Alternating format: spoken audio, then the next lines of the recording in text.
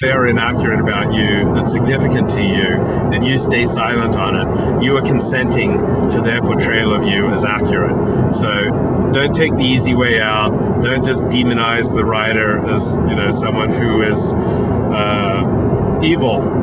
They're probably another human being like you, deeply flawed in different ways from you. And be proactive, be courteous, be thoughtful, give them a good faith effort to correct the mistake, approach their friends, make your case, and take action. Silence implies consent. What do you think, Mark? Well, I think those, in an ideal world, that's good advice from Levi on how to deal with this, and probably appreciated by a lot of people. I think that there's several structural problems with it. Not conceptual. Conceptually, those are all great ideas. But structurally, there's a couple of problems. Number one, let's go one by one. Let's talk about the lawyer thing. Most people can't afford to actually deploy a lawyer. Lawyers are very expensive. It's a huge, huge, huge toll on a person's, financial and emotional resources. It's a huge toll on a person's time.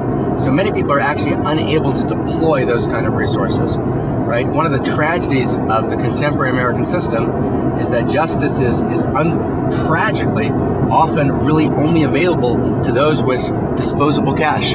It's a complete tragedy, of America. I was talking to Reverend Michael Beckwith from the Agape Church, and Michael was telling me, some incredible hair-raising stories about people who were sent to prison that he knows personally, right, simply because they didn't have the available resources in order to fight whatever the issue was at hand. So number one, most people don't have camcorders. They don't have time, disposable time. They're working for a living. They're not engaged in the blogosphere, and they're just kind of overwhelmed. So I don't think that silence, right, by, you said you've written about, I think, hundreds or thousands of people, I think you said, many of them critical, and most of them you said remain silent. Right, I would strongly take issue on behalf of all those people. I don't think that those people were actually implying consent to what you wrote. I think basically they were saying, oh my God, I just can't deal with this. I don't know how to deal with it. It's beyond my ability. And I think you're right, Levi. I think they probably demonized you. All right? Now here's where there's a problem, okay?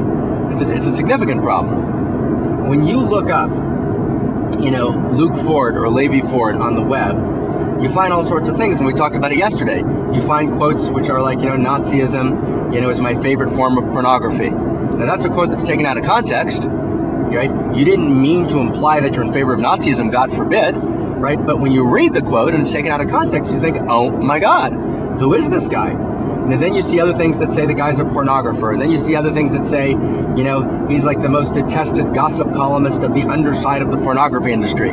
So what you begin to ask yourself is, and then you see that his favorite writer is a gentleman named Pierce, right, who's a neo-Nazi, and he says that 80% of what Pierce says is correct. I mean, when I looked you up online, when I took the advice that you just gave and I Googled you, right, this is what I found. Now, I was very troubled, right, and of course I did demonize you, very clearly. Right? And then I asked myself, well, maybe this stuff is not true.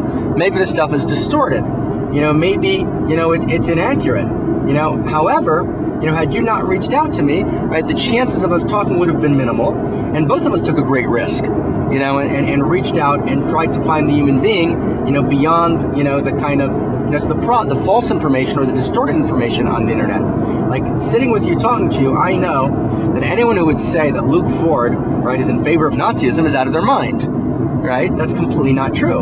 And yet, you have extensive places, right, on the web, which have this distorted quote of yours, Nazism is my favorite form of pornography, right? Which, is, not something that you'd want to give, at least as the very first quote, to the woman you want to marry, right? And so I think that although logically what you suggest is correct, I think practically, lack of time, lack of resources, not knowing how to deal with the web, distorted images, demonizing images of people on the web, including yourself, all kind of militate against that. Now, I actually would like to continue this conversation, but I'm afraid that we're going to get lost and miss your plane.